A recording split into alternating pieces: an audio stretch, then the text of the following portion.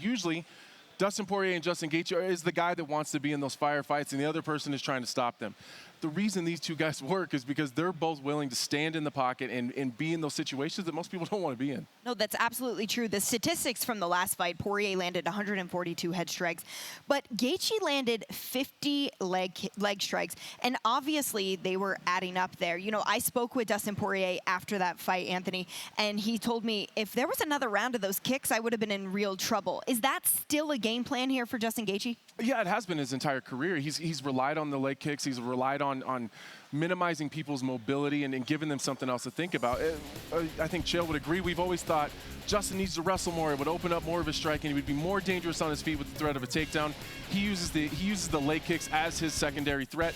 I think he's gonna pick up right where he left off and maybe not go back to the well with the naked kicks as much, which is essentially what got him knocked out in the first fight. Can imitation be the greatest form of flattery? Like understanding something is very important. Isn't it ironic that Justin Gaethje kicked and hurt Dustin Poirier with calf kicks? Dustin Poirier took that technique and went and did it to Conor McGregor, but that shows us that he understands. It shows us that he got in the gym, he learned something, he practiced. It makes him going to be a little bit harder to hit this time. Okay, interesting enough, Dean, you know, from the last fight, they're both 6-2. They both have losses to the same men in Khabib and Oliveira.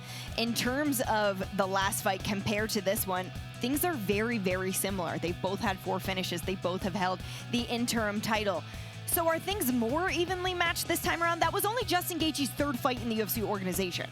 I mean, look at these guys. I mean, dead equal. Dead equal. Look at them. I mean, they deserve each other. I mean, I don't even know if as a fan of MMA, if we deserve this fight, because these guys are special and they deserve each other. What they've done inside of the octagon collectively will probably never be duplicated. And most athletes generally know when they walk out there, regardless of the media and the hype that they build up to, they generally know who's going to win that fight. That's like this great big mystery, but they both agree. The truly great fights that you've seen are when both athletes really think that it's them. I have to remind everybody, Gaethje called for this fight, not Dana White, not Poirier. This was Gaethje's idea. I've never heard Gaethje call for a fight in his life. There was something about that first match that kept him up at night. There's something that's aided him and bothered him, and as soon as he suggested it, Poirier accepted, which means he also doesn't quite have things smooth with his opponent Saturday. And they both believe that a win here could propel them potentially into a title shot, if not very, very close to being a contender once again at 155. Anthony, that being said, is there more pressure on one here as opposed to the other?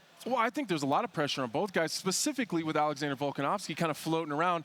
Alexander Volkanovski is kind of in a position where if he wants a title shot at 155 pounds, he essentially is going to get it whenever he wants or whenever he's ready. These two guys are under a lot of pressure. They have to go in and they have to do something spectacular that's going to put them ahead of Alexander Volkanovski. Yeah, and Justin Gaethje does not want to lose twice to the same man. There's a lot of pressure in that. Going up against the same guy who knocked you out. He's not known for getting knocked out. He's only lost 4 times in his career. Justin Poirier knocked him out. He does not want to go out that way this time. And, you know, records are made to be broken, but there's some records that can't be broken, such as a first. Whoever wins this belt will be the first BMF that was also a divisional champion. I mean, there's a lot riding on this, and like a fine wine, history is going to reflect very well on the winner Saturday night. Thanks for watching ESPN on YouTube. For live streaming, sports, and premium content, subscribe to ESPN+.